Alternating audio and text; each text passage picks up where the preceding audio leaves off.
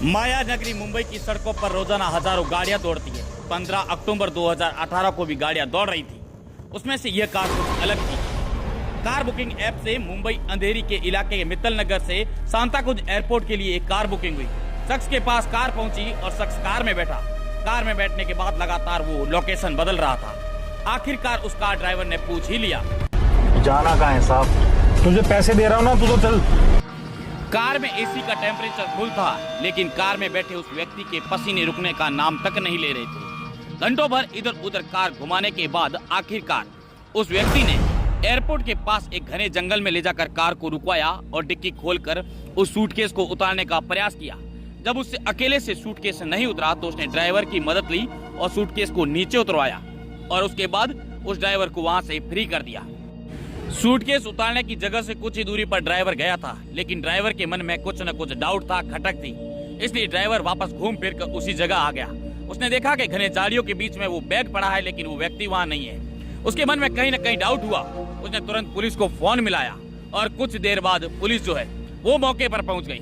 Police ने जब मौके पर पहुंचकर सूटकेस खोला तो सब जनों की आंखें दंग रह गई, क्योंकि उस सूटकेस में था 19 वर्षीय एक खूबसूरत लड़की का शव और उसके कपड़े जब देखे तो वो किसी मॉडल से कम नहीं लग रही थी। बता दूं, इस सूटकेस में जो लाश थी वो राजस्थान के कोटा की रहने वाली मानसी दीक्षित की थी।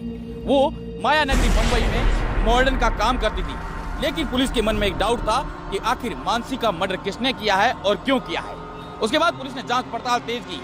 वो कार जो है वो ऑनलाइन ऐप से बुकिंग हुई थी, इसलिए उस व्यक्ति तक पहुंचने में पुलिस को कुछ ही घंटों का समय लगा और पुलिस ने उसे गिरफ्तार कर लिया। लेकिन सबके मन में एक ही सवाल था कि जो गिरफ्तारी में आया हुआ व्यक्ति है वो ना तो मानसी का दोस्त है, ना ही मानसी का बॉयफ्रेंड। तो आखिरकार इसने मानसी का मर्डर क्यों किया?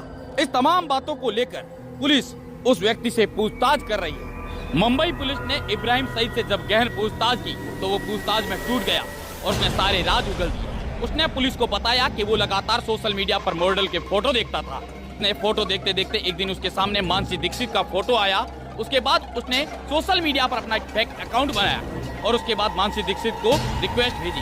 रिक्वेस्ट जब एक्सेप्ट हो गई तो उसने मानसी दीक्षित को काम दिलाने के बहाने नंबर एक्सचेंज कर लिए और लगातार वो बातें करने लगा। हालांकि इब्राहिम सईद के पिताजी जो है वो हैदराबाद से है और मुंबई में ही रहते हैं। उसके बाद इब्राहिम सईद और मानसी जो है वो दोनों एक दिन मिलने भी पहुंचे।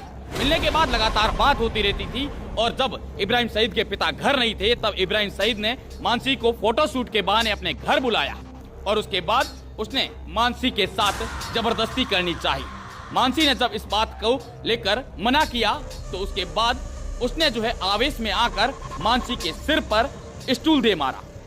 जब वो नीचे गिर गई तो उसके बाद सूज की रस्सियों से उसका गला घोट दिया और जब वो मौत के घाट उतर गई तब उसने उसकी लाश को जो है सूटकेस में डाल दिया और सुनसान